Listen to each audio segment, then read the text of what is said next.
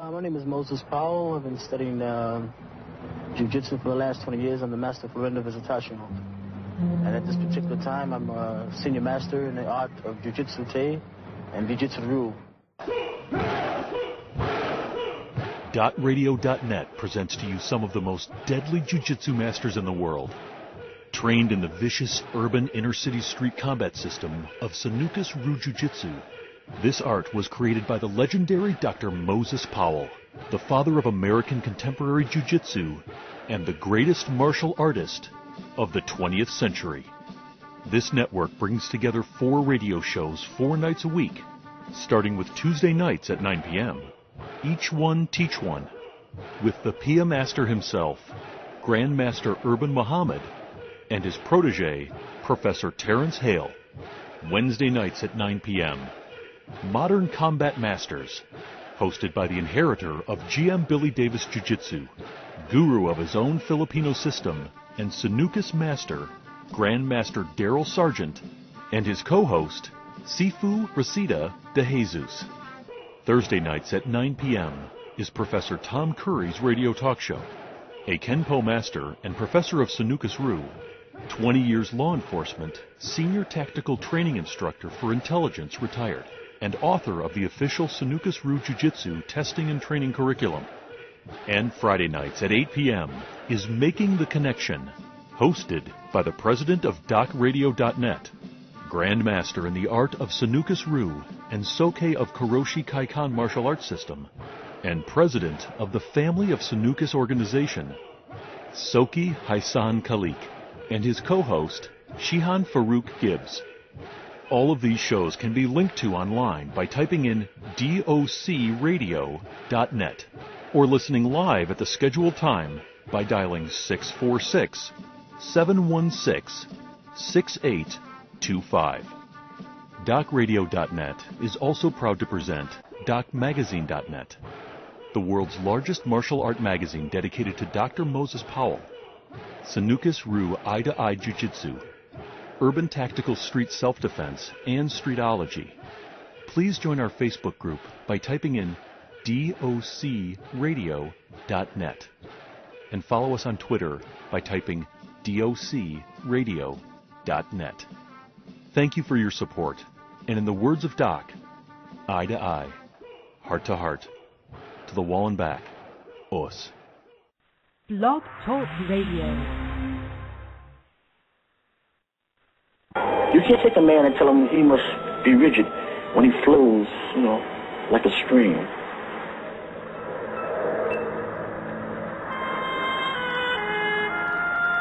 I had never seen jiu-jitsu done, and to see this huge person just flying through the air and rolling out, not making a sound. It was very beautiful, very frightening. He's big and he's fast and he's knowledgeable and he's a gentleman. And he's an exceptional man.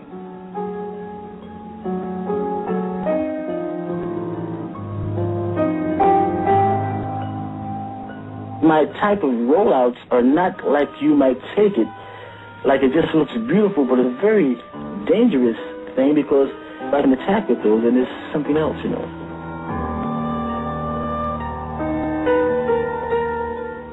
And most people just look at it and say, it's unbelievable, but they don't even see the point because whoever blocked the rollout. Welcome to the Furqan Shabazz show. Thank you for tuning in. Tonight I have a very, very special guest, actually a legendary guest, Oso Tayari Casel. He's taken time out of his busy schedule to bless the show, and to let the show document his story and let the world know his story. I'm going to actually start off to introduce my guest to you by first reading his bio and playing a little clip, so that I think the bio and the clip would actually do this man some true justice before I bring him on the show. All right. Oso Casel is the founder and director of the Tayari Casel Martial Arts Academy, an institution that researches, demonstrates, and spreads the contribution Africa and China have given to the international martial arts community, while simultaneously furthering the appreciation of contemporary and traditional African and Chinese culture. His studies include cultural missions to Africa and Taiwan, the Republic of China, the arts of Kubagana, Gumi, Shaolin, and Tai Chi Chuan, with the directors of the Pan-African Martial Arts Federation and African Spirituality with Yoruba and Akan priests. He is currently a member of Kankoran West African Dance Company. His Kubagana Gumi champions are the performance component of the martial arts academy, demonstrating throughout the country. His astonishing collection of achievements include adroit exhibitions and fighting matches during the 1974 to 1978 World Tour of the Oriental World of Self-Defense. In New York's Madison Square Garden, before 19,567 people, his classic fight with Master Little John Davis was highlighted on ABC's Wide World of Sports. This martial arts extravaganza was the first over $100,000 martial arts event in America. His fighting, forms, and weapons demonstrations continue with the Oriental World of Self-Defense throughout various venues in the United States, as well as Royal Albert Hall, London, England, Canada, Puerto Rico, and Bermuda. During his illustrious tournament career, he ranked in the top 10 black belts in the USA for over a decade, star rated #1 in the fall of 1980, and he has won in some of the most prestigious competitive arenas in North America, such as the Battle of Atlanta, Diamond Nationals, Superstar Nationals, a.k.a. Grand Nationals, Top 10 National, Bare Knuckle Knockout Championship, Nevada State Grand Championship. Tayari Casel was one of the first to popularize round fighting in competition. In 1975, he was the only non-karate practitioner picked by Chuck Norris to represent the USA in team fights. Recognition of his fighting and technical artistry garnered appearances on the covers of international martial arts publications, including Official Karate, Black Sports, Martial Arts Tradition, History and People, Inside Kung Fu, Defense Combat, Men of Steel Discipline, Black Heroes of the Martial Arts, and the Official History of Karate in America. The Golden Age, from 1968 to 1986, he currently is featured in the new release of American Masters and Champions of the Martial Arts. His DVD, VHS, is a rare historical collection of the pioneers of martial arts in this country. After retiring from competition, he successfully co-promoted the AAA-rated U.S. Capitol Classics Martial Arts Tournament for 7 years in the nation's capital. He has appeared in various martial arts films and is a frequent guest on local television and radio programs discussing how martial arts have social and political responsibilities. With 40 years of training, travel, competition, and teaching, Oso Casel has accumulated a wealth of knowledge. He focuses on bringing the martial arts to the forefront as its ambassador, conducting seminars throughout the United States and the Caribbean. His annual African Masters Martial Arts Conference assembles instructors from across the country and West Africa to help disseminate traditional and innovative martial arts. Working closely with his senior students, the TCAMAA created 2 bi-monthly publications, African Masters Magazine and Kajana Ashkari, a children's newsletter. Other projects include 2 martial arts videos, Introduction to Kubagani Ngumi, and The Strike of the Serpent. In 1992, at the Akubin Community Exhibition, he was initiated into the level of Fundishi, which is warrior priest. He received this honor, status, and responsibility as a result of the high level of dedication he has devoted to the martial arts, as well as the active role he takes in the community. One of the strongest aspects of the Tayari Casel Martial Arts Academy is his dedication to community work and empowerment. The Academy's objective is to be a part of the consciousness elevation of African people living in this society. He acknowledges the spiritual forces that exist and teaches others how to utilize these forces in their everyday lives to survive, develop, heal, and succeed. The directors of the First African Senate Program for the District of Columbia Public School System and Parent Connection Organization chose Mfudishi to instruct at several elementary schools. His expertise has been utilized for over 10 years as consultant for the Substance Abuse Services of the Department of Corrections for the Lordton Prison and Correctional Treatment Facilities. He has served as the primary substance abuse counselor for a federal prison at a juvenile maximum security prison. He has worked with the District of Columbia's Government Department of Human Services at group homes for youth involved in juvenile justice system. Currently, his children are artists performing and competing throughout the world. Furqan Tayari Casel's martial art experience in and out of competition has helped formulate the cognitive awareness that the martial arts and culture must be applied as a vehicle of spiritual transformation and attunement. And I think his quote is, "I fear no man but God." And before I bring my guest on the show, and this is a very powerful bio, I'm going to just play a little clip that kind of encapsulates it encapsulates a piece of who he is. 1 second.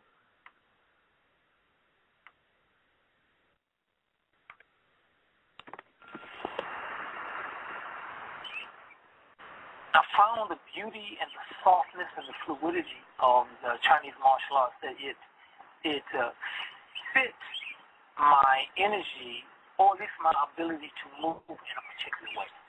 Then that worked for me. Then the understanding of the drum and the power and the spirit of the drum, the African drum, and the drum is Africa's gift to the world. It's the heartbeat. It's something that motivates you, it pushes you, it drives you. You know, they use it for music to help send warriors into battle.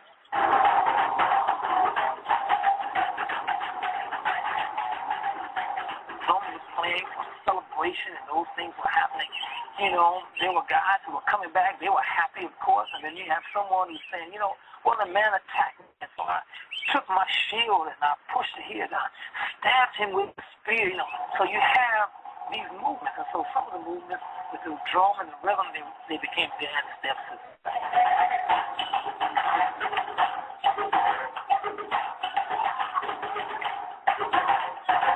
The African art, with that, also that spirit, that energy, it began to touch something closer within me. And I realized that this is who I am, this fits better. Coming up in the 60s and 70s, that was a moment for African people, you know, of self-awareness, you know, and a sense of pride. James Brown, say it loud.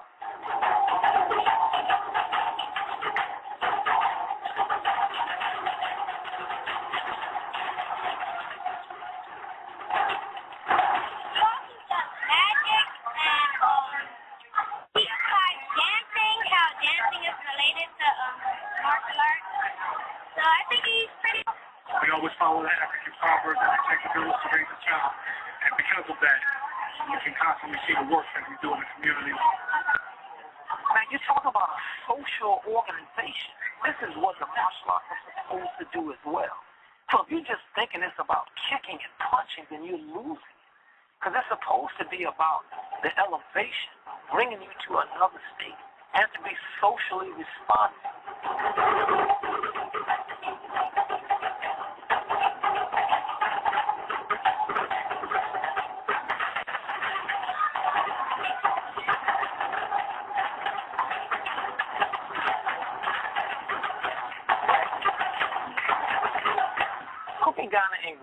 Is the synthesis of the African martial arts experience that comes from the traditional as well as contemporary movements of warrior combat out of Africa.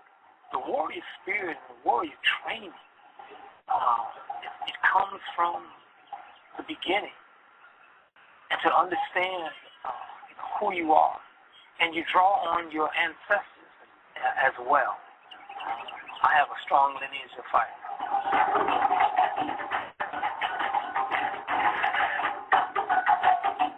Actually, shakuhan was made in America. Shakuhan to martial art is what we say jazz is to music. It came out of the slave experience. And the idea is that the hands are shackled to express what happened historically. So that's the idea behind it. All right, but it's a beautiful art, and we say it's as American as Africa.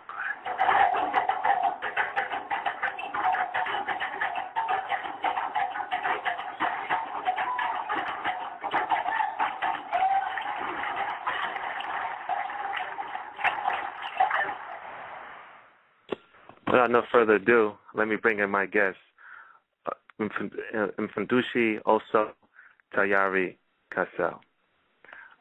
Welcome to the show, sir. Greetings, blessings to you and your family and to all of your listening audience. Wow, that was an interesting long clip that you played, and that's from the PBS documentary that's going to be aired later this year. The working title at this particular point is called The Black Kung Fu Experience. But as you can tell, as I was talking, I was mentioning the contributions that Africa has given as well. So you took from that and to help introduce me. So thank you, sir. I appreciate that. Yes, no problem. And let me just give you the traditional greeting I give all my guests.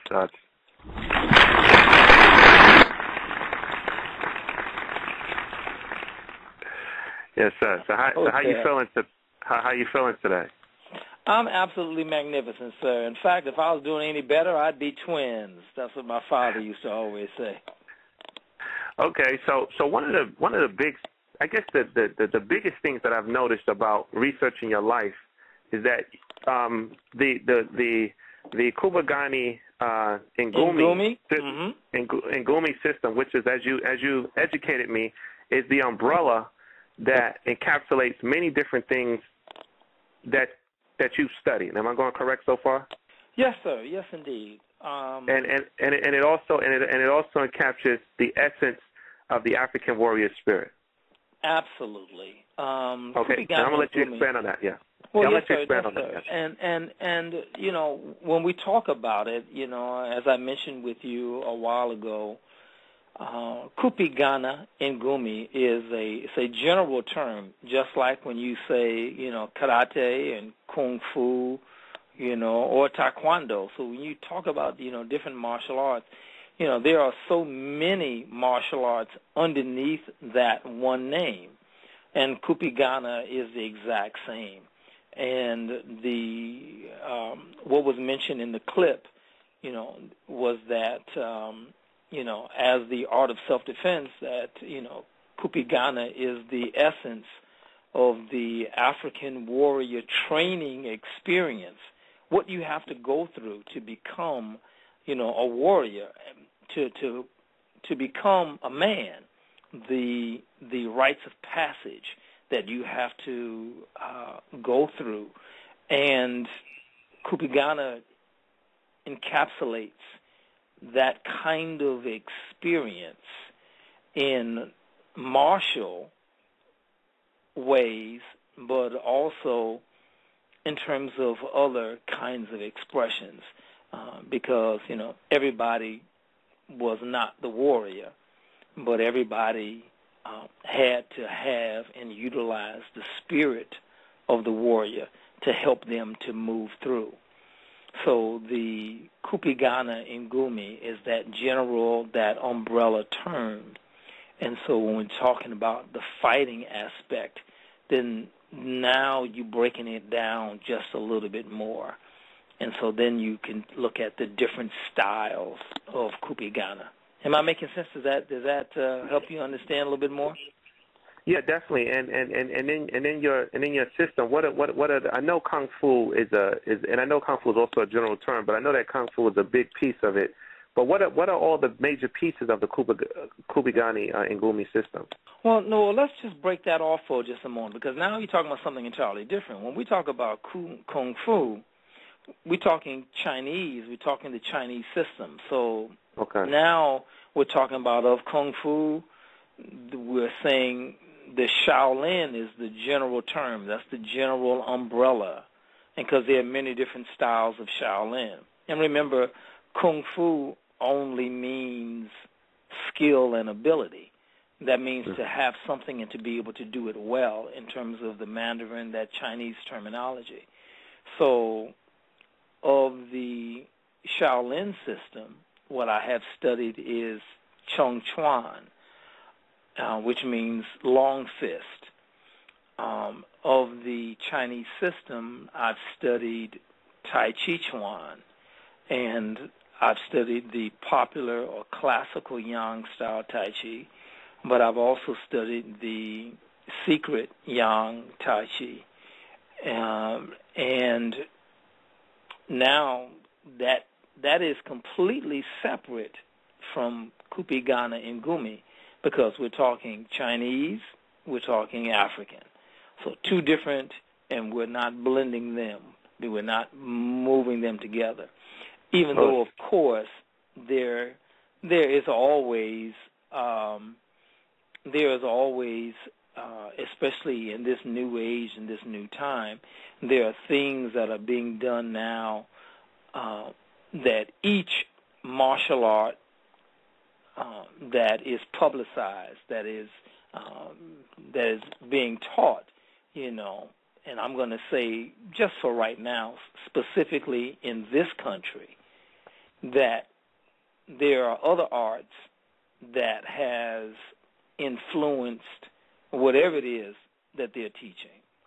You have people who are doing taekwondo or doing techniques that come out of China now, and that's part of their repertoire. That's part of their curriculum. And the people who are doing things in the Chinese martial art are doing some things that they have seen me and some other people have done before that is completely out of the African system. So everything is blending and moving together. So I'm hoping that I'm making sense to you right now. Yes, you definitely cleared it up. So, okay, so when it comes to the Kupigani Ngumi, in that African system, what are some of the African components or the methodologies that makes up that system? Well, now you're talking about, the basic tenets and principles of the shield and spear in terms of how you are blocking and moving and attacking. It's also based upon the planets in terms of this orbit, in terms of how celestial these things take place as well. So, and that's just in the fighting element in that side of it, But then again, I always like to deal with and talk about, the social elements that are involved, and that is, the respect that we have for our mothers and fathers and our grandparents and our ancestors, and then how responsible we are in terms of our community, in terms of utilizing the 7 principles of Kwanzaa when you talk about the Nguzo Saba. So those elements also come into play because you have to utilize them as well when you're practicing and dealing with Kupigana Ngumi, when you're teaching and manifesting that part of the warrior system, because we are our brother's keeper. We are our sister's keeper. I am because you are. Let me ask you, Oso, how can you expand a little bit when you talk about the celestials, the planets? Talk a little bit more about how does that affect the movements, and also talk a little bit more about the movements of the shield. I'm assuming you're talking about the African warrior shield. Can you expand on the planets and the shield? Well, yes, sir. One of the things that you're looking at, are you familiar with the Dogon people? Yeah. All right, then. Excellent. Thank you. I'm glad you made me smile just then. Thank you, sir. So, when we're looking at these people who were able to observe the rotation of the Earth as it's moving throughout the sky, and then looking at the stars in terms of where they are as well. Right, they say the constellations. The constellations, yes, sir. And to be able to understand that, well, number one, just what was so phenomenal is the fact that we're talking about people who can see the stars in terms of how they move and how they're moving, in the universe with the naked eye, which, just recently, within the past, 30, 40 years, you're talking about 50 years, that,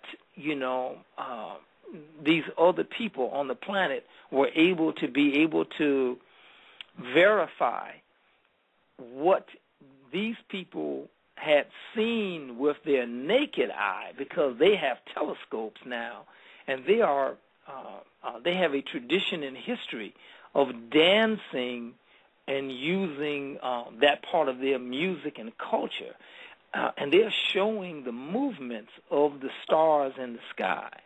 So now what we're talking about is, and this is easily verifiable. There's, documentaries that anybody can look at and pull up to see this. So what we're talking about now is when you are training, when you are practicing, we're talking about being centered. You're talking about having good balance and coordination. We're talking about how you are looking at how you are connected to the person that's in front of you. If we're talking about self-defense, fighting, those kind of movements. So part of the celestial part is, if you're looking at it physically, is going to be how do I maneuver, how do I move in relationship to what's coming at me. So again, physics is still celestial. You're talking about following the pattern of how these planets move as well. Are you still there? Are you still with me? No, that's deep. That's deep. Okay. I'm there with you. I'm right there with you. There with you. So then, so now that's on that end. Now let's also look at, how are you dealing, physically, emotionally, mentally, financially? How are we still celestially moving and being in connection with everything that's going on around us? So it's about being in harmony. I'm talking about being in harmony and understanding that as long as you are in harmony, then things are better. There was a woman, Dr. Bernice Johnson Reagan, made a statement many years ago when she was doing an interview with Bill Moyers on CBS. Now, Dr. Bernice Reagan, she's the founder of a group called Sweet Honey in the Rock. She's also she was a curator for the Smithsonian, recipient of, I think, the MacArthur Foundation Award. Phenomenal, powerful woman. Bill Moyers, this gentleman who's doing his interview and with her. But the thing that stood out was the fact that she said that when you are involved, when you are aware of your culture, when your culture is strong and you stay close to the culture, then you are strong. Think about that. That's true. If you stay close to the culture, then you are strong. So when we're looking at and talking about the importance of who we are in all of the different aspects, we look at how we have moved throughout time immemorial. What have we done? How have we honored the Creator? How have we honored our ancestors? How have we honored our parents? How have we honored and treated our neighbors?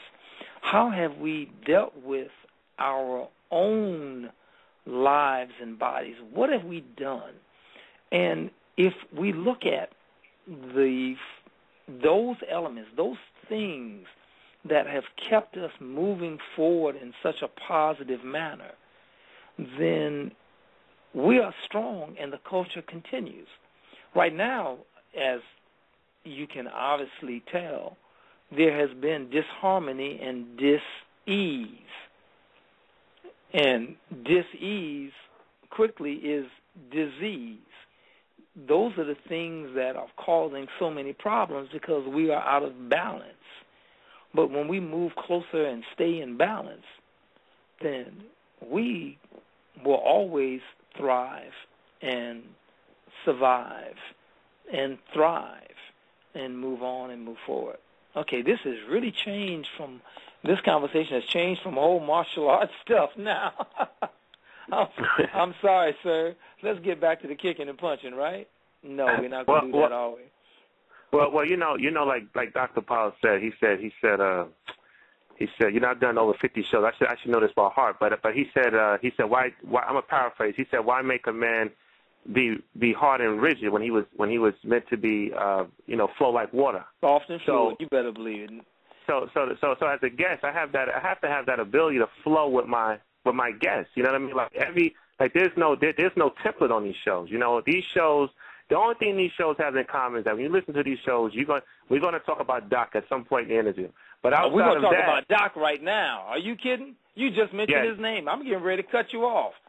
I got to cut you off now because you already brought up Doc. Okay. Okay, all right. No, excuse me. Let me not do that.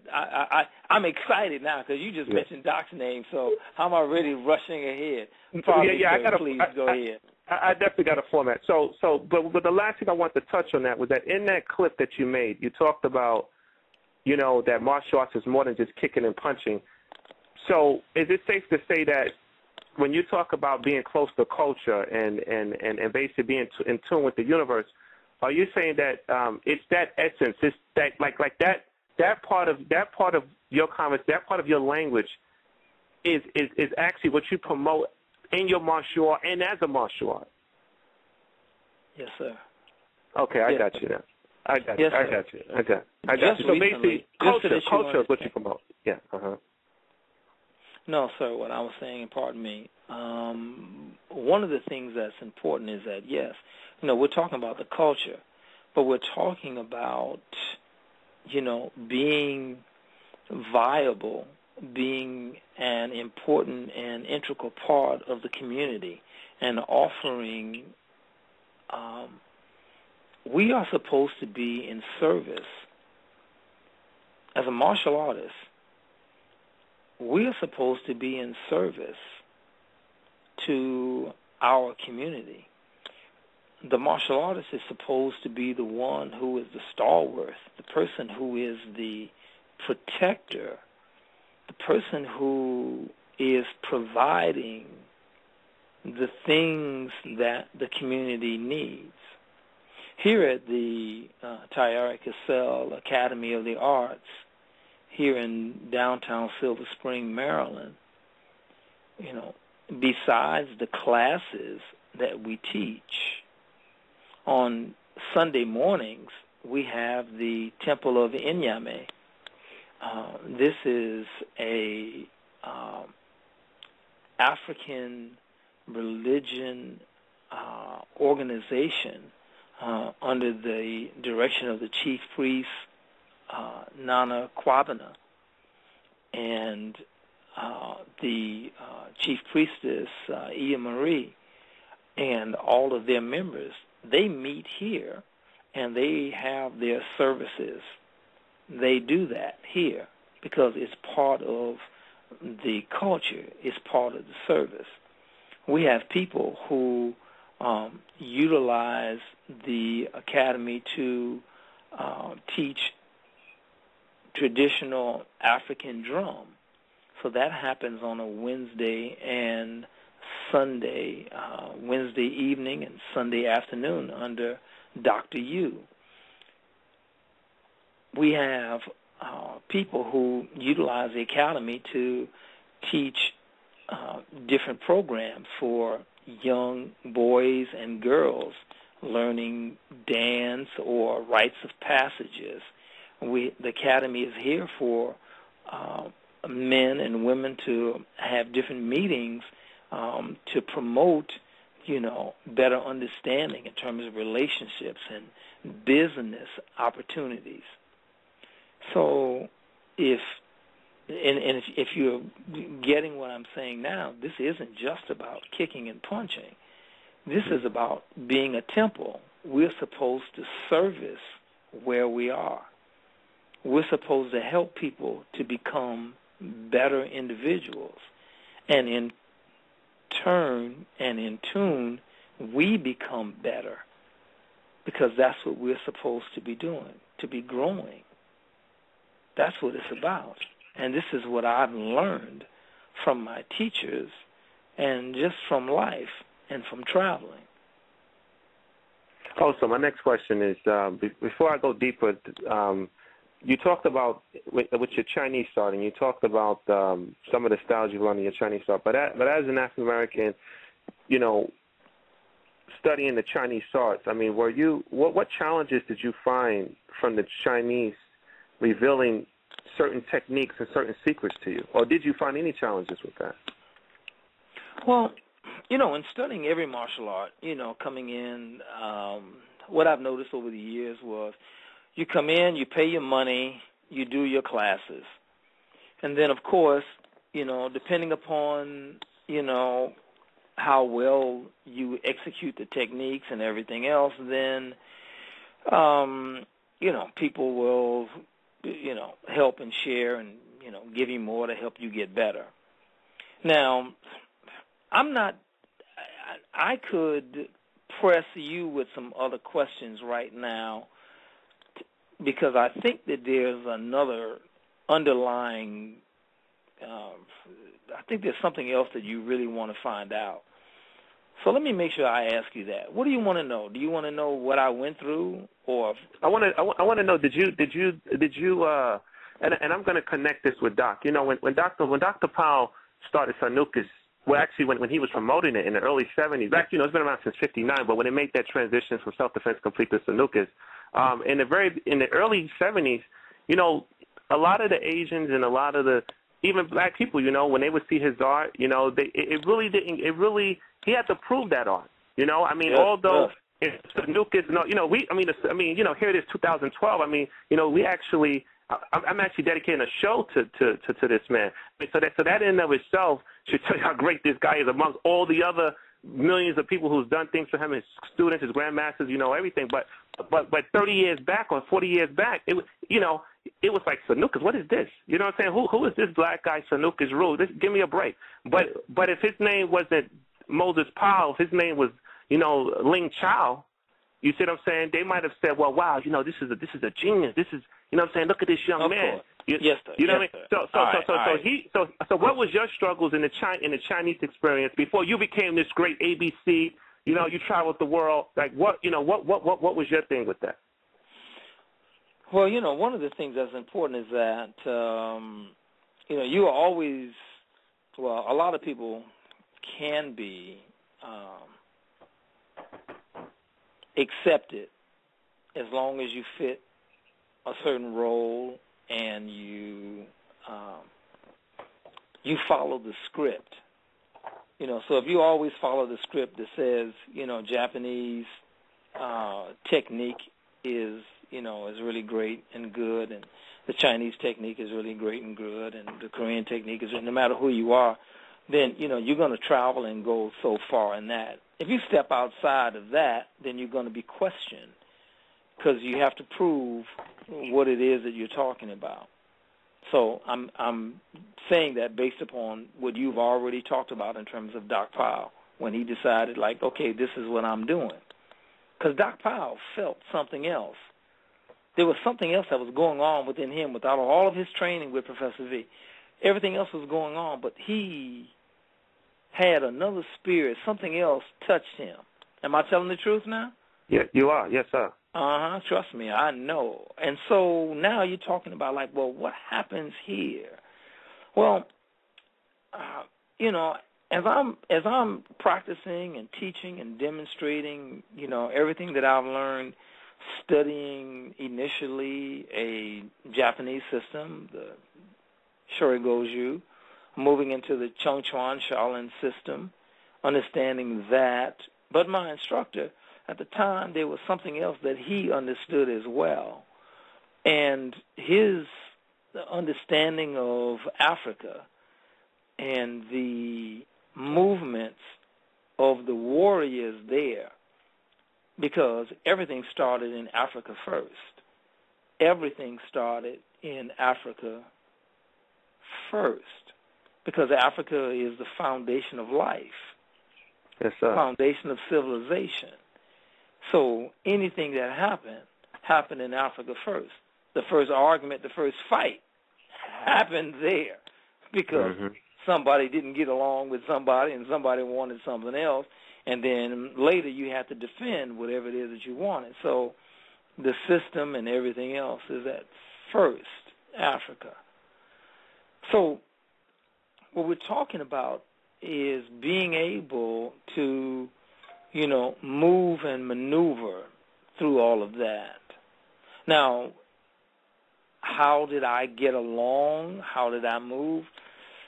I continue to train and practice and demonstrate the art that I was studied. But that other expression was coming out, that other part of my own spirit and energy, the African in me, began to come out. And no matter what we do, no matter what we study, there's going to be that African part that comes out. If you really give in to whatever you're doing, I don't care if you're studying violin, I don't care if you're studying tap dance, traditional, I don't care if you're studying, well, don't say tap dance because automatically that becomes African right from the beginning, which comes out of the Balanta people, because the Balanta, that's another dance, and the dance is the foundation for tap after that. That's another story. I'll deal with that later. But I'm talking about anything that you're doing. When you finally get into it, if you tap into your spirit, that's you. That's that African within you that's coming out. So let me lead you to my next question. With the one thing that I took notes on, and I think this also connects with Dr. Powell, is that in the Kugani and Gumi system, you have the African drum. I would assume that the African drum is at the root. And when I interviewed Miss Gina Barnett, who one of the things I asked, I said when you would be at the house with Dr. Powell, what was he always doing? Like what was he doing around the house? And she said he was always looking at movements. He was always studying movements. He always liked to look at how things move, and he always used to like to, he was in movements. And and out of all the interviews that I've done, I've come to my own conclusion that Sanukis cannot, from his point of view, I don't think Sanukis can be classified as just a jiu-jitsu art. I don't think it could be classified as a karate art. I think, and this is just my opinion, I think it could be classified as movement, as a system of movement. And I wanted to know, what do you think about that? And how does, and if that's true, his movement and the spirit, and the movement that you saw in his spirit, how does that connect to that African drum? It connects to the African drum because the drum is the heartbeat. It's what motivates you. It's what inspires you. It gives you the impetus. It gives you the flavor. But the heartbeat is the heart. So when you're talking about Sanukis, you're talking about heart to heart. But that's what Dr. Powell said, eye to eye, heart to heart. So, first of all, if I talk about Dr. Powell, and I was excited and trying to really jump on that right away, please know that, for me, trust me, I have a big segment for that. So I'm feeding you. I'm gradually feeding you, and it's going to get big. That's going to open up. So that's before I start bragging about my brother Soki Lurjan, so we're going to get to that, right? Yeah, we're going to get to Soki Lurjan. Yeah, we got 2 hours. Yeah. Okay, all right, I'm with you. Yeah. I'm looking at the clock. We good. We go on a good front. But at the same time, I'm also trying to tell your story too. So I got a little skills after doing this. I've been doing this a little bit now. No, so I understand, sir. I understand, sir. I'm just the only thing is that anytime we start talking about Doc Powell, I just get so excited because this is one unbelievably strong, remarkable human being. A man who, when he was demonstrating the art, it was with such grace, flair, with such strength, with such laser focus. And then, of course, it was fun. He was able to do that. And so when you're asking me about, like, how he moved and how it fit in, It was the orchestra. It was the movement in harmony of rhythm, of melody. It was within synchronicity. It's about movement. That's what he did. And so you're just talking about a maestro.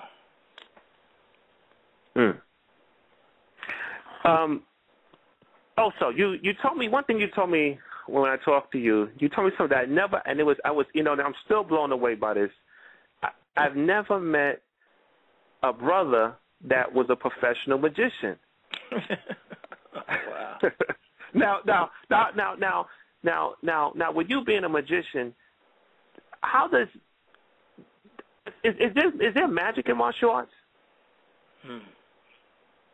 There's always magic in martial arts. There's magic in the Kupigana. There's magic in the system that I teach of Kupigana, which is called Inyoka Mapigano. That's the system of Kupigana that I teach.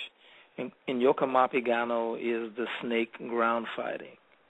But you asked about the magic, and so the magic is, yes, sir. I was a professional magician, and I also still perform magic professionally, just not on a regular basis. I got involved in magic at a very young age. In fact, I probably was maybe 2-3 years old when I first did the first magic effect, which was I disappeared on my mother and father, and they were trying to find out where I was. Wow. I escaped from whatever it was I was in, and they were wondering what happened to me. But to take it on another, much more serious level, when I started to study, it's related to who I am in terms of all aspects of my the African culture and religion through Shango and everything else. Magic, in terms of how it's utilized in martial arts, it deals with deception. It deals with illusion. And when you're fighting, then you have to have and create those moments where you have the upper hand, as the saying goes. And so magic is utilized doing that. However, in terms of the commercial part of it, one of the things that I was able to do is when I was living in California and in Las Vegas, Nevada, I was able to learn and study with some of the great masters of martial arts at the time, the great magicians of the time. Oh, you see, that was a subconscious thing that I just did when I said the martial artists of the time, because I'm realizing just how clear magic and martial arts are really connected. But some of the men that I learned under and practiced with and shared even my knowledge of magic with was Michael Skinner, Paul Harris, Daniel Cross, Jimmy Grippo, the great founder, Di Vernon of Close Up Magic, who commented on one of my performances as well. And there are many, many others who I've trained and worked with. There's a local magician, mentalist, illusionist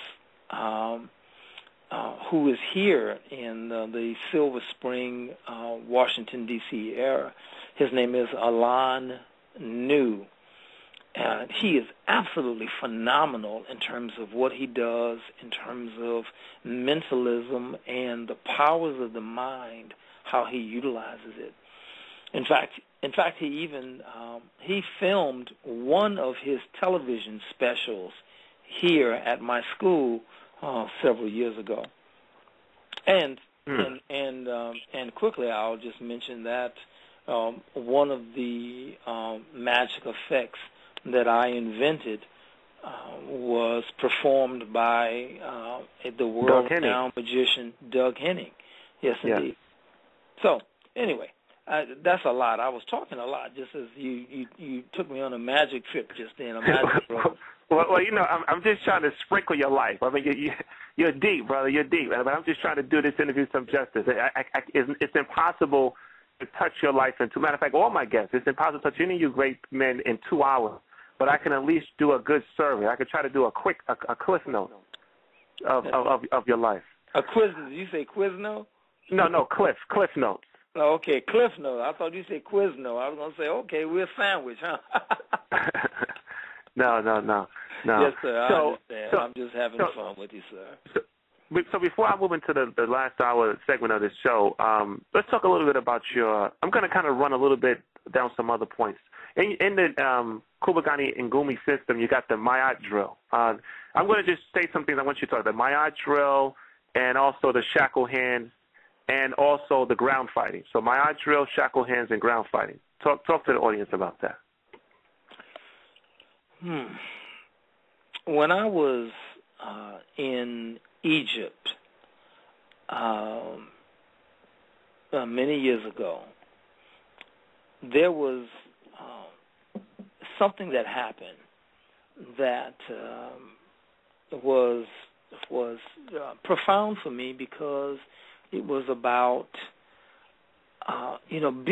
being in this holy land, being in this ancient land where our ancestors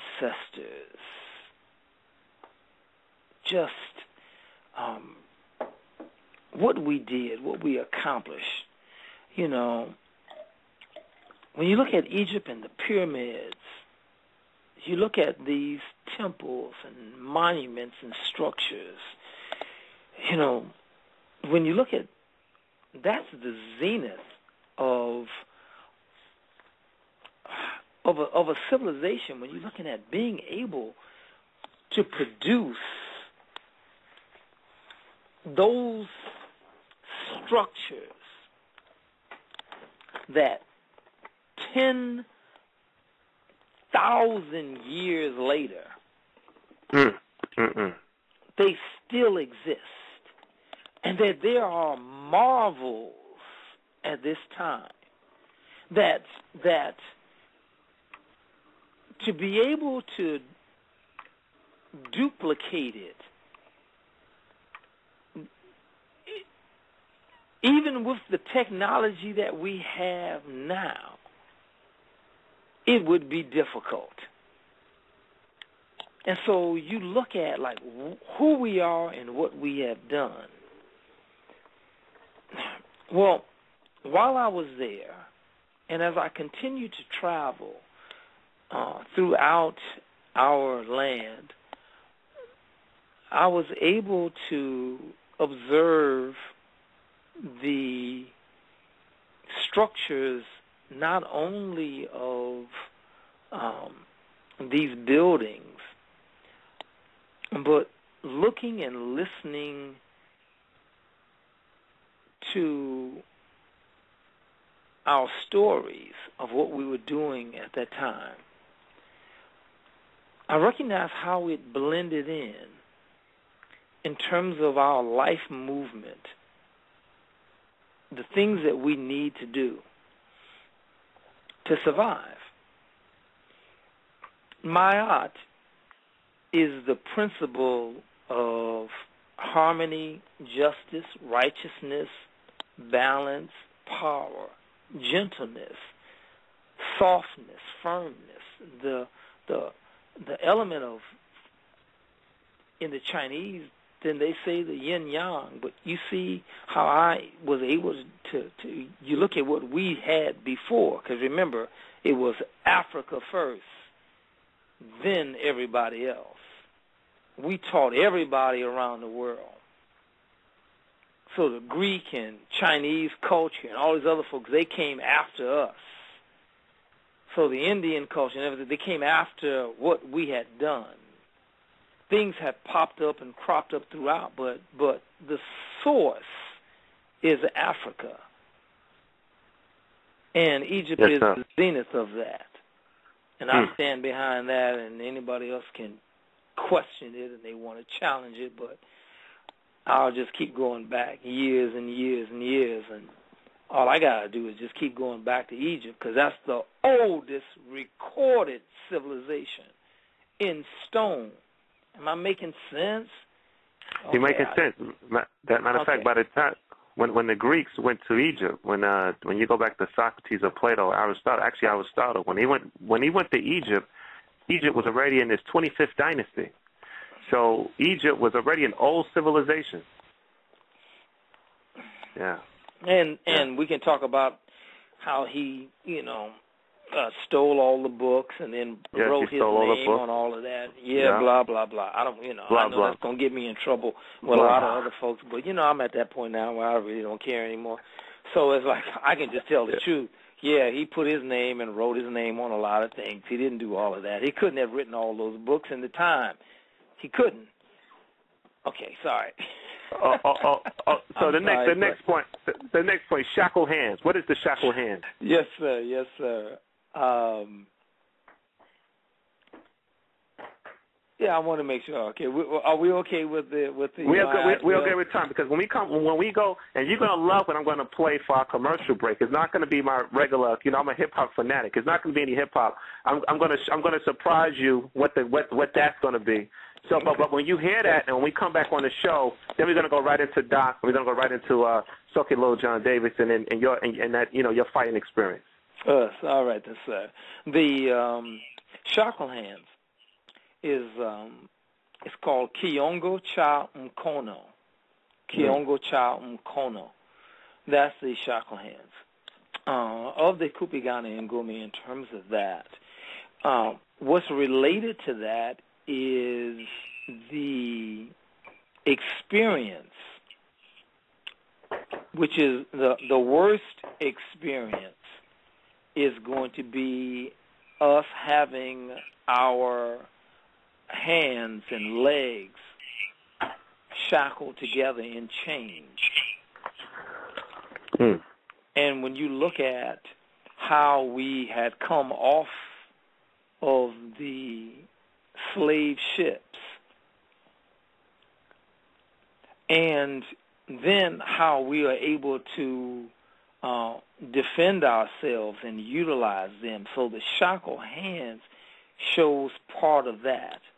But the Kiongo Cha Mkono also is about the linking hands. When your hands are together, when your hands are forced to be together, when your hands are also together because you understand that that's what you're supposed to do. My hands are supposed to be linked with your hands so that we can survive. So the shackle hands, the linking hands, is about us working together as a family, as a community, as a people. So we are linked together. So we are doing our best to defend ourselves by utilizing all of the different principles of self-defense in every kind of way. Yes. I'm talking to Oso Tayari Casel, a living legend, 646-716-6825, 646-716-6825. Also, I'm getting ready to go into a commercial break. This is going to be about a 2-minute commercial break. And like I said, this is for you. And I think this will put a smile on your face. And when you come back, we're going to go into the man, the man, Dr. Moses Powell, and his man, Soke Lil John Davis. My brother. Be right back.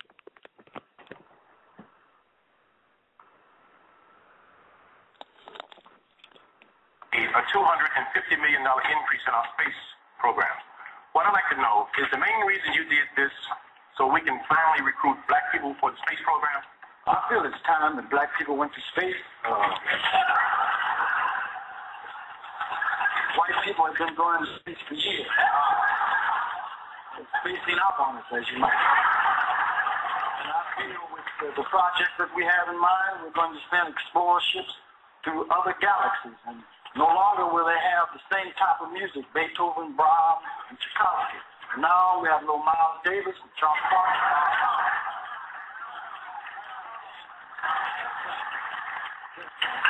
Yes, ma'am.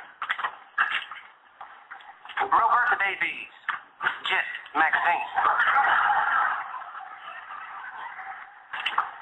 Mr. President, on your list of candidates for Director of the FBI, are you including the name of Huey Newton?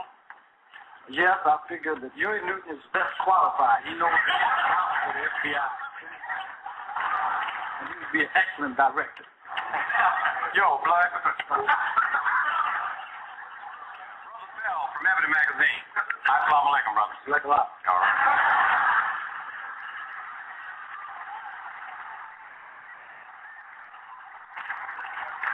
What you looking at, Snow White?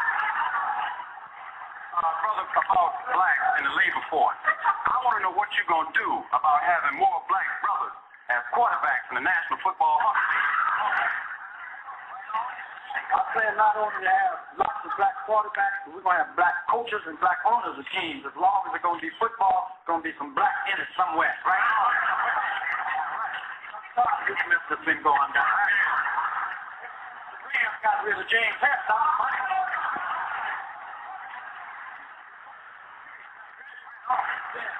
What is it?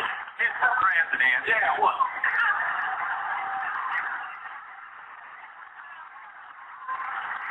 Mr. Bigby, Mississippi Herald, sit down. Oso. Hey, check you out. The only thing that I'm going to tell you that you're missing, that you should have put on, for me, would have been James Brown. So I'll talk about that later. But yes, indeed, you're talking about one of the masters of humor, one of the masters of social and political commentary, Richard Pryor. And what was your relationship with Richard Pryor? Well, one of the main relationships was just like millions of other people. I was the recipient of his humor, of his consciousness, of his ability to convey our experience. And he was able to make it palatable when it was difficult for us being subjected to so many of the different things that we had to go through, but also the joy and the beauty of it. So I was one of the millions of people that experienced it.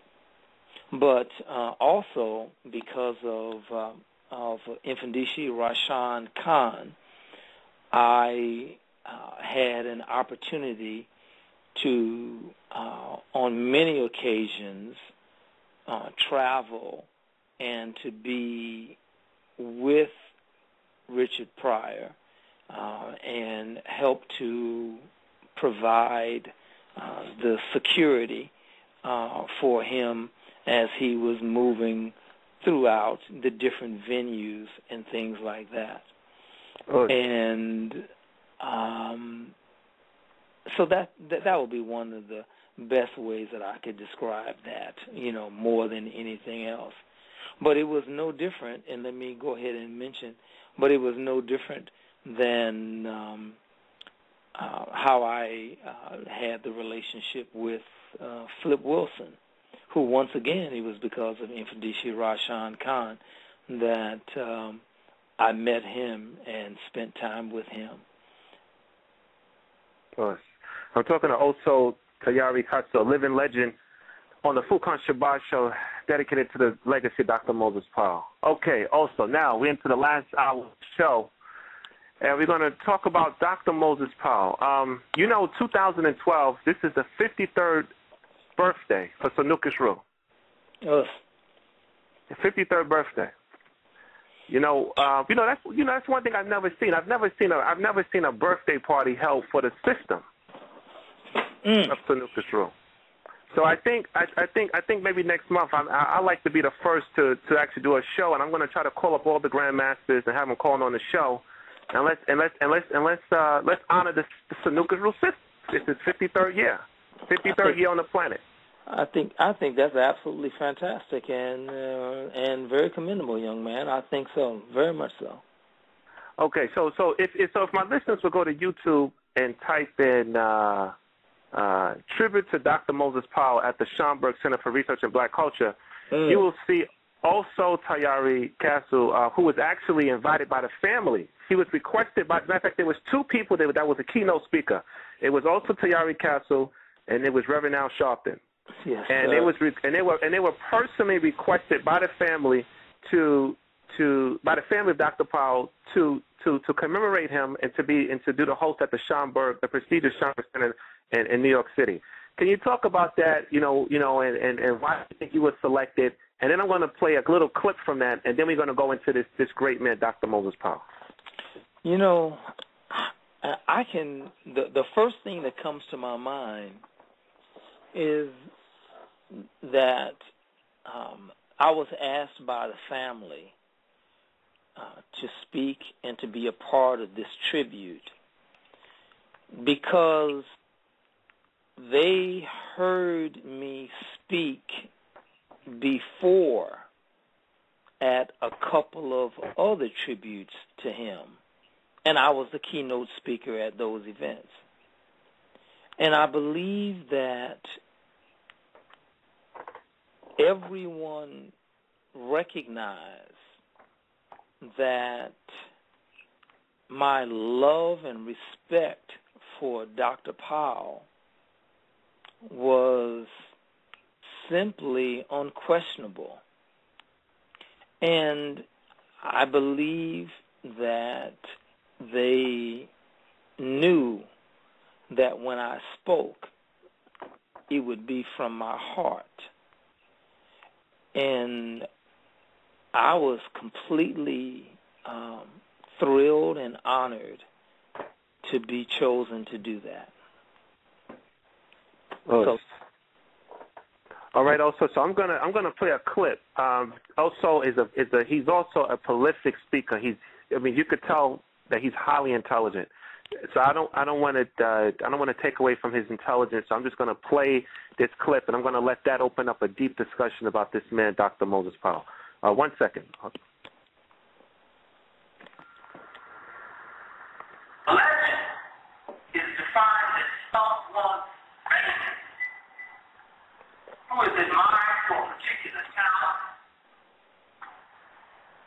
skill, who's admired. Well, we all agree that Dr. Powell is admired.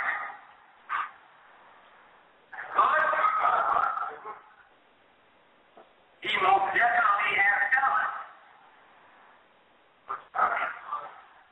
And only a fool would deny his skills. But my beauty, legend is not enough to describe. See, for most people, being a legend, that would suffice. To be known as a legend, that would be something that would make people go, like, yeah, okay. That's not me. So you already mentioned that I had said it once before when I was talking about him at another tribute. And the word that I talked about was, I am. And this is how he should be described. He's to me. Because Icon says that he is someone who is wisely and uncritically admired.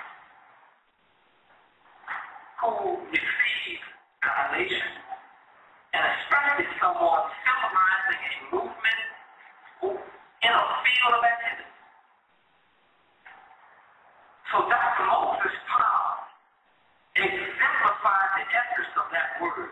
And we're talking about martial arts in the manner in which it was taught or demonstrated. Dr. Moses Powell was the paragon of that. You know what I'm saying? He was the paragon of that. I saw this big man move in a way that was so quick, so powerful, so agile, so smooth. He taught his students. He taught people. Whenever they watched him, they realized at that particular point, this is a master work. This is somebody who can take things from one level to the next. I called him to a demonstration one time, and I made it seriously. And you know what memory clicks in like it's doing right now? I called him to a demonstration one time, and I called this man, worship one of his students. I don't know who that fortunate or unfortunate person was. And I saw him grab him, and he was throwing him. And in the process of throwing him, and the brother did his part, he went so smoothly and so fluidly in the air. And I watched Dr. Powell decide, that's not where I want you to go. He took his foot, flipped him, and set him in another direction. Grandmaster. That's what I'm talking about. You feeling it right now? I'm trying to tell you, this was not something regular. This was something that was serious. And I said to myself, ooh, the greatest. This man. This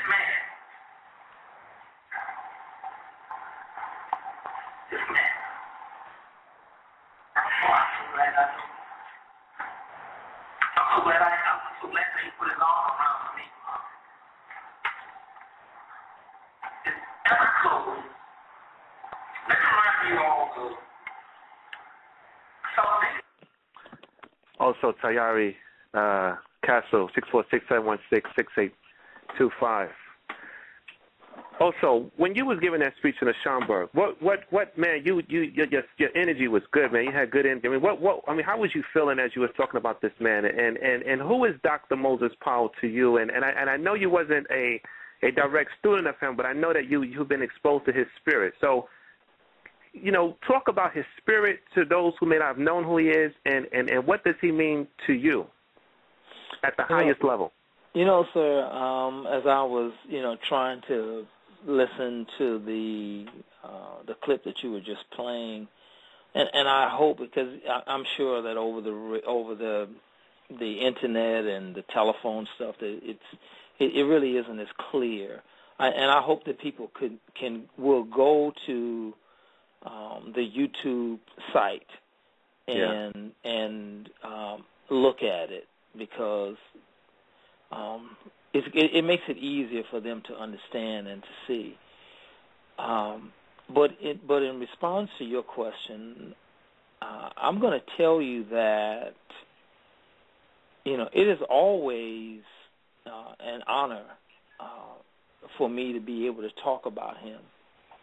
And as you did point out, and what I always tell people is that I was not a direct student of Dr. Powell.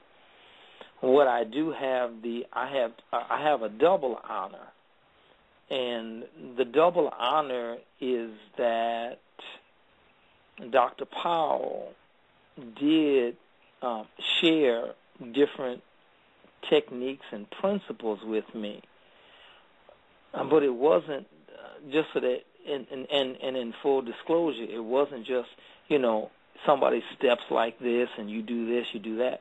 He gave me principles and told me and talked to me and said, this is how you do this, this, and this. So I have that part of his teachings with me. But what he also did was and this is the connection, he let me know that, I was also his student, that he always wanted me to be part of his training and this and that. It's just that it didn't happen on the floor, in the classroom with everybody else. What he let me know was that he accepted me and thought that I was worthy enough to be amongst all of his other great students, that I could be and stand with them. So that's that one part. And then to prove it, I had the honor, the privilege to stand in front of his most senior student, Soki Littlejohn Davis, in Madison Square Garden, the mecca of physical sports and exhibitions and during the Oriental World of Self-Defense. Soki Littlejohn and I faced each other in front of 19,567 people, and this was his top student. Oh, so let me stop you right there. So let me stop you there, because I want to set that. I want to set that question. Since you went there, let me set that question up with Soki Littlejohn. And that's respectful. That's respectfully said that I'm stopping. I'm not, that's respectful. Yes, I just want to stop. Sir. Oh no, I'm just excited. I'm talking about two great men, so I'm happy automatically. Go ahead. Yeah. So I'm pushing the language that Dr. Moses Powell is the greatest martial artist of the 20th century. Now, that's my personal feeling. I pushed that language on this show. I pushed the language that from 1900 to 1999, I think in that century, in my mind, in my opinion, I say that he is the greatest martial artist of that century. Now, and it doesn't have to be yours now, and you don't even have to comment if you're different. It's just something that I'm pushing. But I'm saying that to say that if he is the greatest martial artist of the 20th century, and I said it with no hesitation, his greatest student was Soki Littlejohn Davis. So in my mind, the greatest martial artist of the 20th century, greatest student, fought you at Madison Square Garden in front of 19,000 people on ABC. So that says a lot about who you are. That says a lot about who you are to be on the same stage with the student of the greatest martial artist of the last 100 years. Now, when you got on this floor with this man, Soki Littlejohn, who I had the pleasure of interviewing him, who was a very dangerous man, and I also had I had an opportunity to talk to him, a few times off of the air, but at the same time that he's very dangerous, to me, from my own personal experience with him, he's cool. He always talk. We just always we click, but beyond all of that, Soki John is no joke, without a doubt. I mean, he could take you out. So having this man on the floor and you're going to battle with him, can you set up, first of all, how did that fight get started? Who put that fight together? And how did you train for that particular fight? Wow, okay. There's a couple of things that you threw out there, and one of the things that I need to make sure that I say when I talk about martial artists and who they are in this century, let me make sure that I talk about Grandmaster Ronald Duncan. Let me make sure that I talk about George Cofield, Thomas the Puppet. I need to talk about Fred Hamilton. I need to mention these other men like Ron Taganashi. These are men that I'm discussing right now who have passed on, who are our ancestors. So I'm giving honor and praise to them first. Now, I can talk about Grandmaster Ron Van Cleef. I can talk about, Ron is still here. Well, I can mention Fred Miller. I can mention William Oliver. Now, those are the two men have passed on that I'm just talking about. I can talk about now the folks who are still alive, and that's still Lou Friend. I can talk about Grandmaster James A. Jones, Jr. There are people like Grandmaster Kareem Abdullah. These men have been around. They have made contributions to the arts, and we cannot overlook them. We cannot overlook them. And there are many more. Steve Muhammad in out of California. However, out of all those people, and everybody has their unique style and everything that they've done. Now, I am going to admit I am partial to Dr. Grandmaster Moses Powell. Yes, I am. Yes, I am, because I've seen him, watched him move, and I'm looking at his students as well. And that's what is so remarkable about this great man. Yes, sir. To look at his students. So, Grandmaster Anthony Muhammad out of Chicago, us. So, Professor Bill McLeod, I'm saying, yes, these men continue to promote the art. So when we're talking about him and his contribution, I'm saying it's phenomenal, and he is that great. Now, and it took me a while to get to this part, but when you did say, you mentioned the fact that as great as he is, and Little John, oh, man, can I tell you this one story about Little John Davis when I first heard about him? Yes, sir. Oh, okay. Okay, I'll do this as quickly as I can because I want you to. We have 40 minutes. Yes, sir. All right then. Well, listen.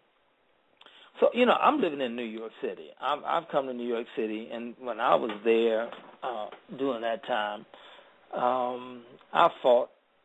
For a while, they cheated me for 2 years. That I fought. They wouldn't acknowledge who I was and what I could do for 2 years. That never took place. Anyway. They finally, after this one particular tournament that I fought in Staten Island, I beat the number 1 and the number 2 lightweight competitors at the time. It's because I beat both of them in the same day that they finally decided to acknowledge who I am and what I could do.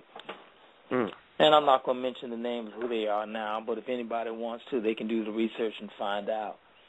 However, one of the things that happened is that I finally now, I'm in New York City. I'm going to a tournament in Sunnyside Gardens, and I'm getting ready to compete and fight. But now, one of the things that I found out for the tournament there was that Little John Davis, he was the king of Sunnyside Gardens. Now, this is the tournament that Aaron Banks held there, I don't know how many times out of the year, but Little John was the reigning, defending grand champion at this tournament all the time. So, in Sunnyside Gardens, New York, Soki Little John Davis was the king of that. Well, at this tournament. I'm at the tournament one day, and now, I'm competing, and I'm getting ready. I'm fighting. I'm in my ring, and fighting. And Grandmaster Doc Powell is the center referee for my match. Now, the tournament is going on, and I always tell a story because I tell everybody the exact same thing. The tournament is already going on. Black belts are fighting. And then all of a sudden, in through the front door comes Soki Little John Davis. The tournament is already going on. Black belts are already fighting. Here he comes in. And I always say the same thing. Isn't it good to be king? Wow. Here he comes walking in. He can show up at any time he wants to because he's the king of Sunnyside Gardens. And so I'm there, and I'm fighting and going through all the stuff, and then all of a sudden he walks up, and he walks up to the ring that I'm fighting in, and Doc Powell stops the match that I'm fighting in. Now, please understand what I'm getting ready to tell you. I don't know who Little John Davis is. I don't know that. I have no idea. But it's good to be king. But I have no idea who he is. In fact, I didn't really have any idea who Dr. Powell was at that time. However, I remember Dr. Powell stopping my match while I'm fighting, and he turned to Soki Little John. Wow. And he said, watch him. Wow. That's all he said. Watch him.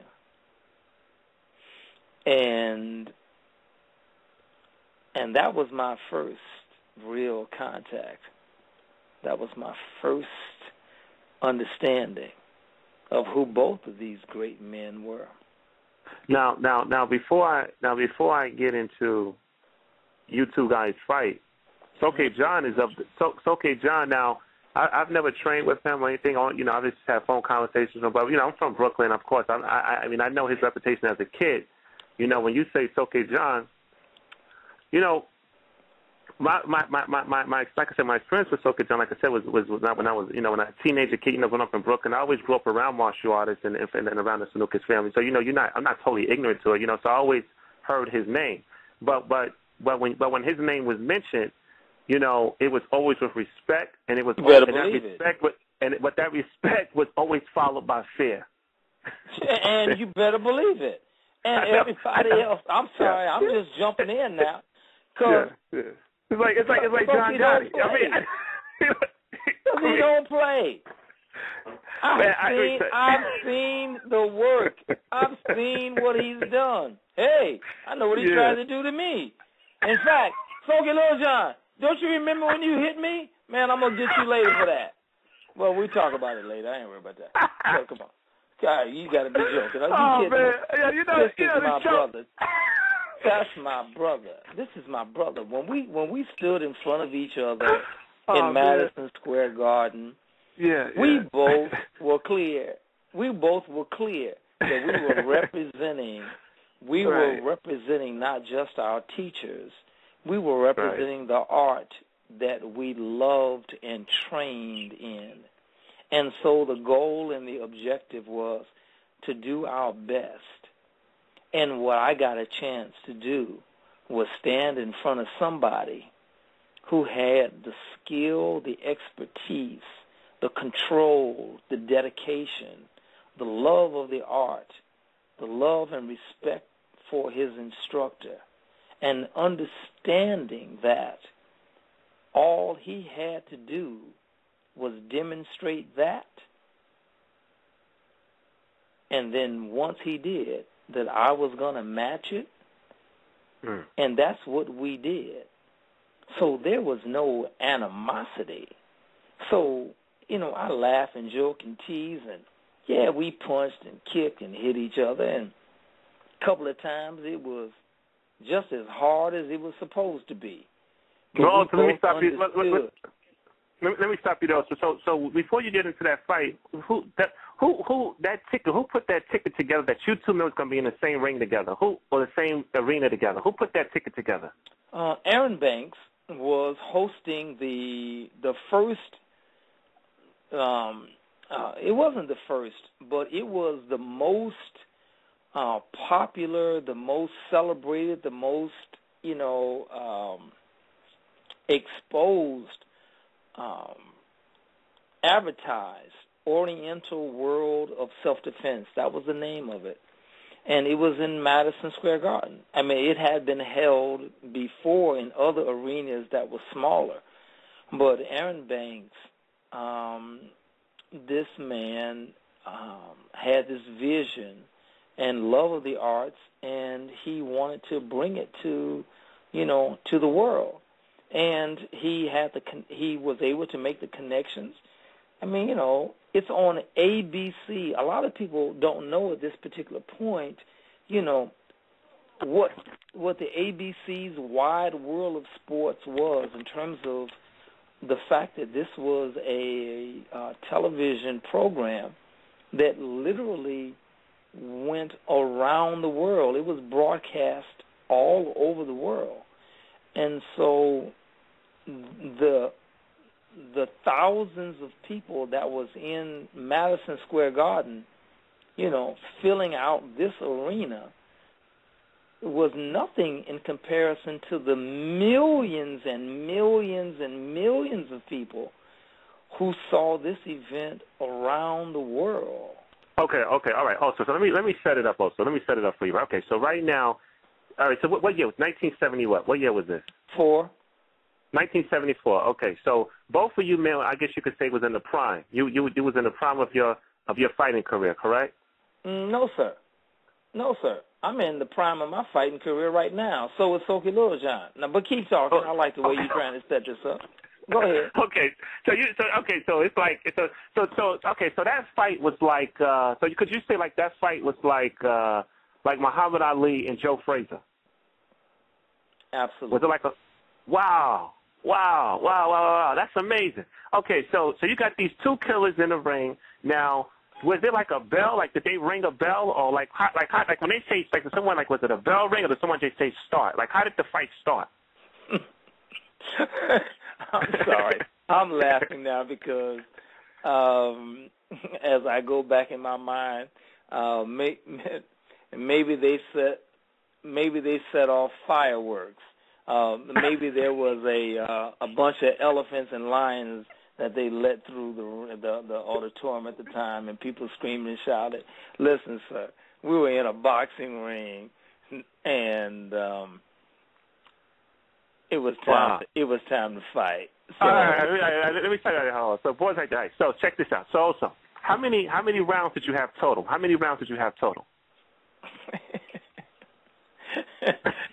We did. It was an exhibition match, so we only did 3 rounds. Okay, all right. So I want you to put your mind back to 1974. I'm gonna play a sound effect, and after you hear this sound effect, I want you to set up what happened in the first round. So hold on, let me play this. Let me play this sound effect. Hold on.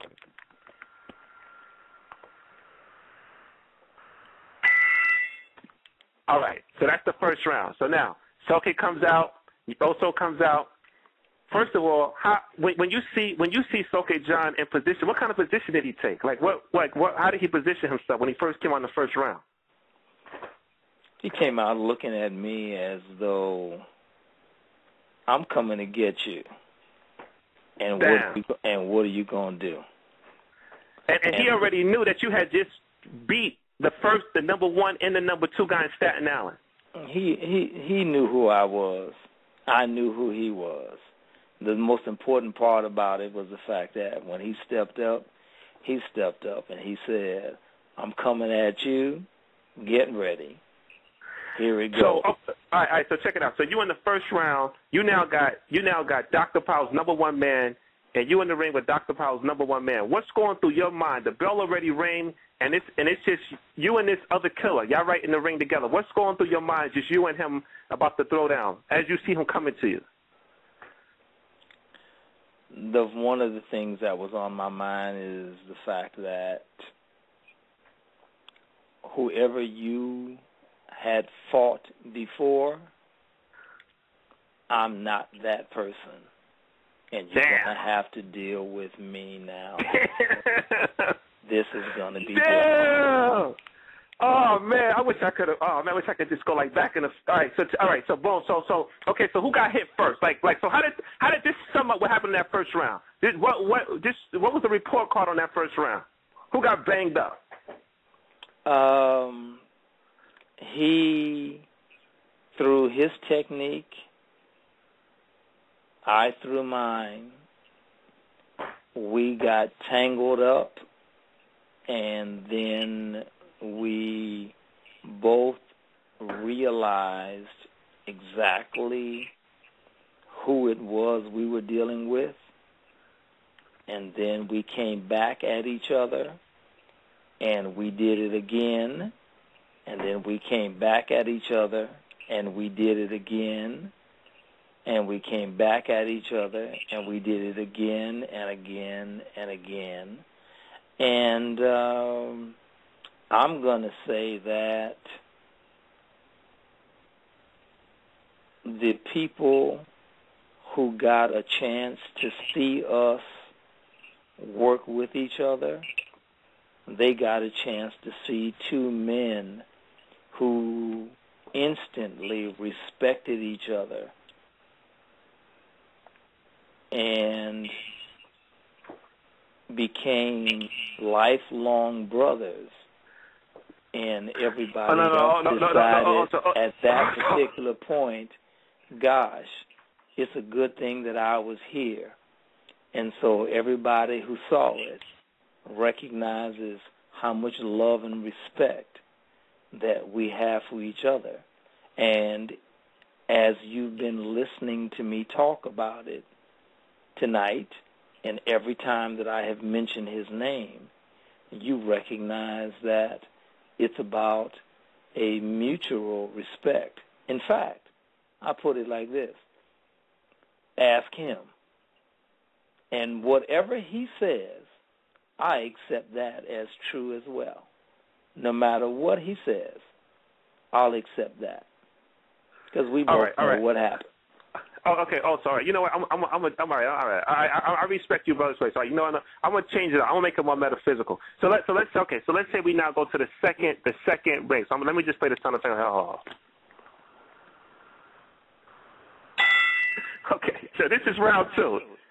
So now you're in round two. Metaphysically, what did you learn from each other? What did you learn from him in round one that when you came back to him at round two, how did your perception of him change now in round two with this man?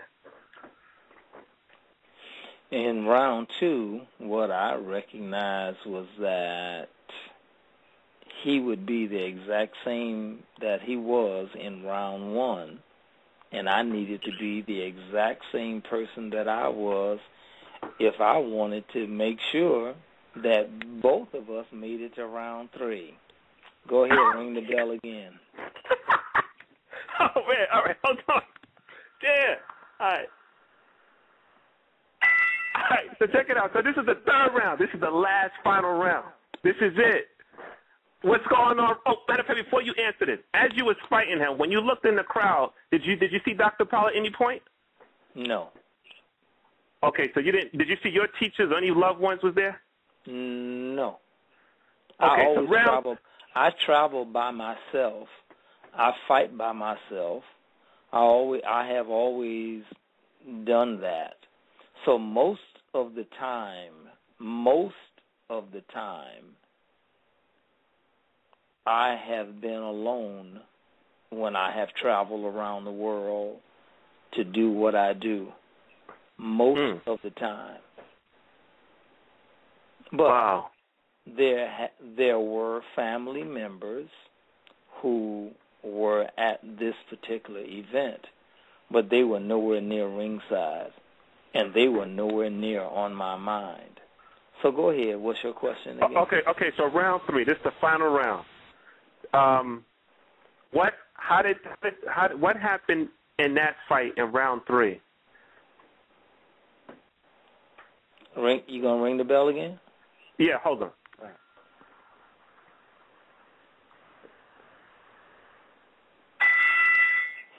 All right, this is round three, final round. Round 3. Silky Little John Davis has executed some of the most devastating, quick punches, kicks, techniques at me. And fortunately, I was not the recipient of them, and I was able to offer something to make him think as well. Wow. And his response was,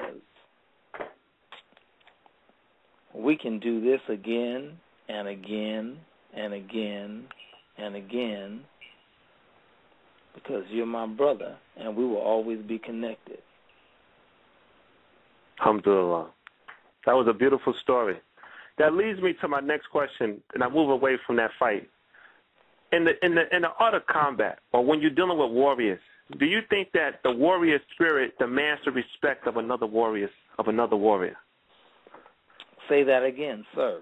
It isn't just for me. I want other people to listen to what you just said. So say it again. Do you think that the warrior spirit, that someone who possesses the warrior spirit, demands the respect of another warrior? Spirit will always, and it demands respect from spirit if it's strong. All the time. Period. Man, this is a classic interview, man. This is a classic interview. 646-716-6826. Talk to living legend, Oso Tayari Casel. Hey, before I go on to my next question, what do you want to talk about? What's on your mind right now? Like, how do you feel right now?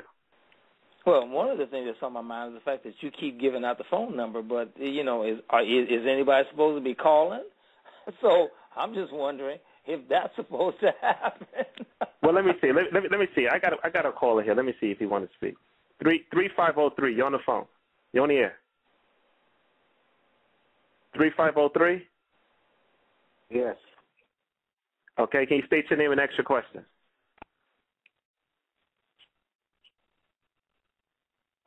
Hello? Hello. I'm just listening. Just state your name and ask your question, sir. No question. I'm Lumumba. I'm just listening. Oh, how you doing, Grandmaster Lumumba? Fine. Hey, Oso. Oso, do you know Grandmaster? It's hard to hear in one sense. However, whoever is on the line, do me a favor, make a comment and say something so I can get some energy from you. Lumumba, you're doing a good job.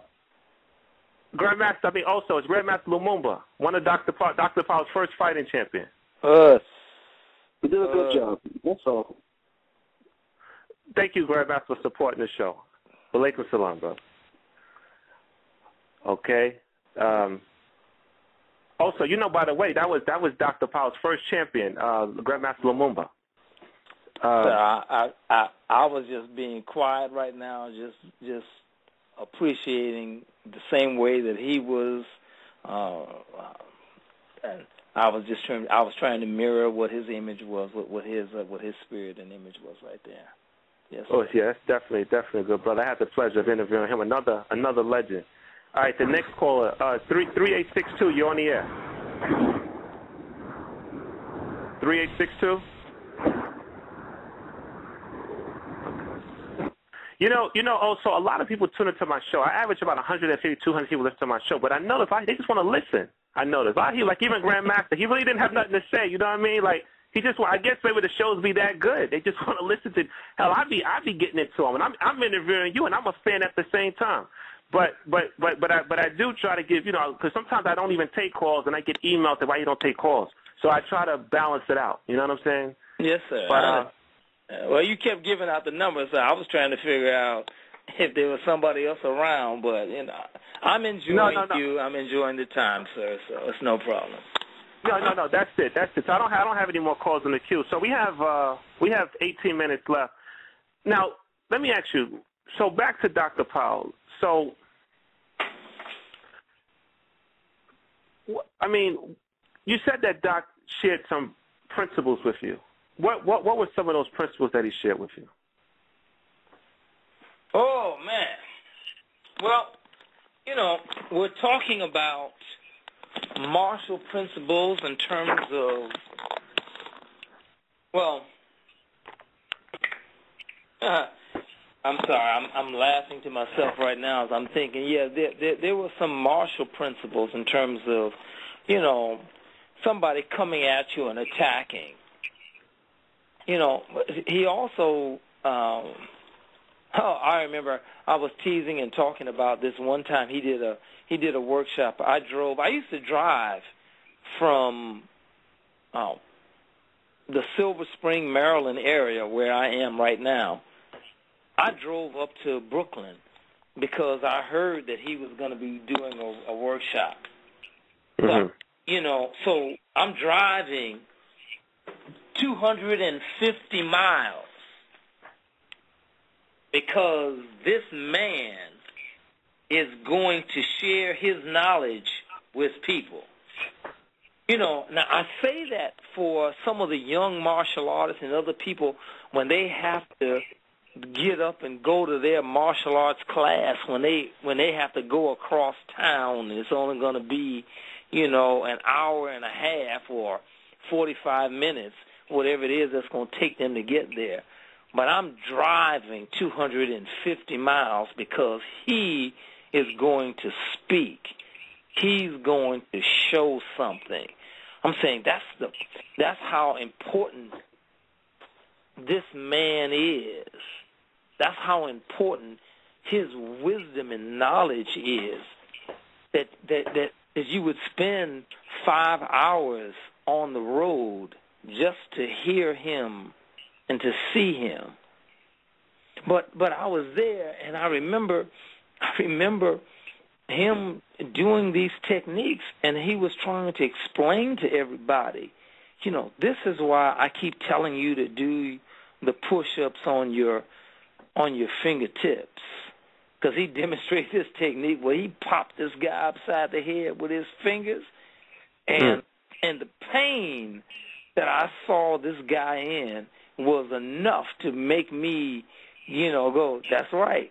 That's why I do not fingerprint push-ups, but fingertip push-ups. And for those who understand the difference, they know what I'm talking about. So it's like, this is why we do this. You know, I look at Doc Powell when he's talking about the small circle movement. When he was telling me, when you're moving this way, it's the small circle. That stood out to me, and he shared that with me. And he showed me this small circle technique. And, you know, I just look at this man. I just look at just how, look at how great he was. I look at how great he is. I look at his life presence because he's still here. Doc Powell has never left. He is immortalized in the students who love him and the students who have taken his words and his technique to heart, and that they are teaching and sharing them with all of their students. And Doc Powell is this man who has influenced thousands upon thousands of people. And he will always be alive because of the people who love and respect him and who do the art, but he'll always be alive because my voice will always be one that honors him as well. And my last question. I'm sorry, sir. Please continue. Finish your comment. No, I'm basically that's just me telling, your listeners and all of Dr. Powell's students that I love your teacher, that I respect your teacher, that he showed me and demonstrated to me what the essence of the martial arts and what it was about. And fortunately, I have been around my lineages of great champions and martial artists. But there he is, and he's the one, and I'm going to always talk about him, and I'm going to always talk about Soki Little John Davis. And as I said to everybody before, Professor V, Doc Powell, Soki Little John. And after that, it's whoever Soki Little John says is cool, and that's who's cool with me too.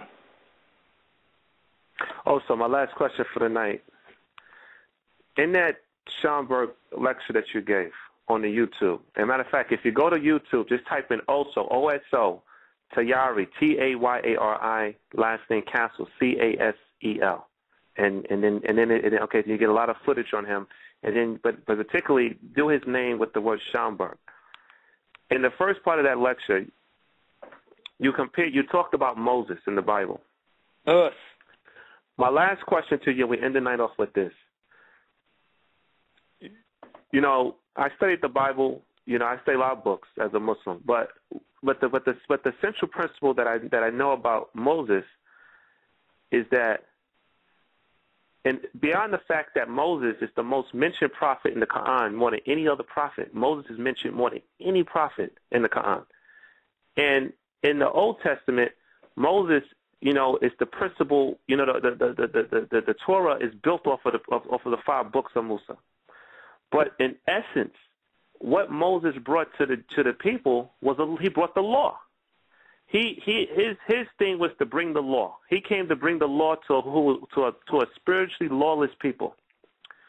My last question to you tonight is what law did Dr. Powell bring to the martial arts community? What, in terms of his life's work, in terms of what you saw as a student of his spirit from the outside looking in, what was the central martial art law that you saw that he brought to martial arts, in terms of its martial science? The shortest version, the quickest thing that I'm going to tell you is that I believe he brought principle.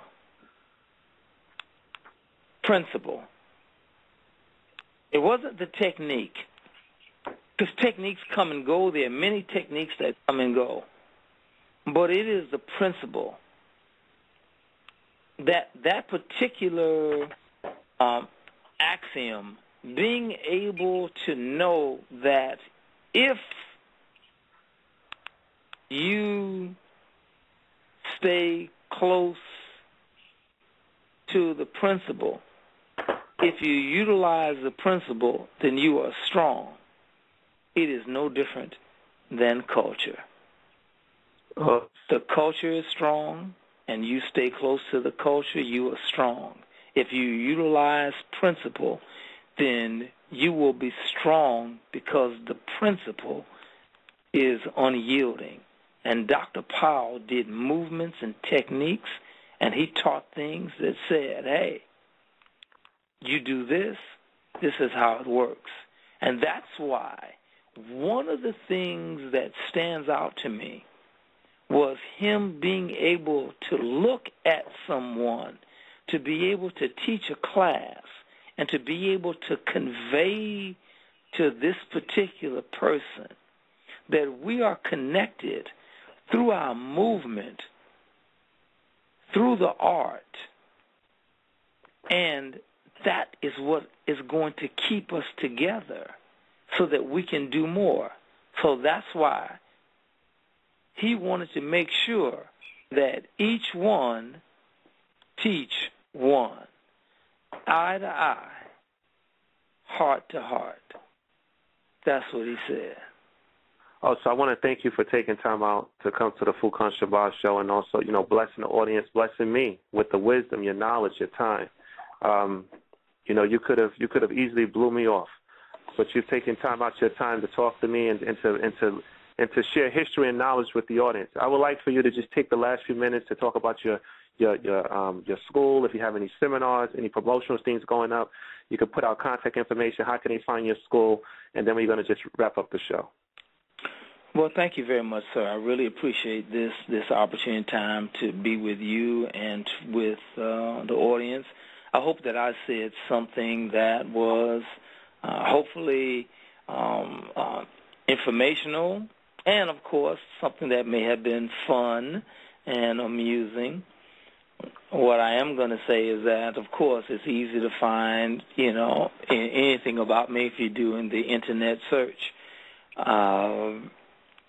The PBS documentary will be coming out this year, the Black Kung Fu Experience.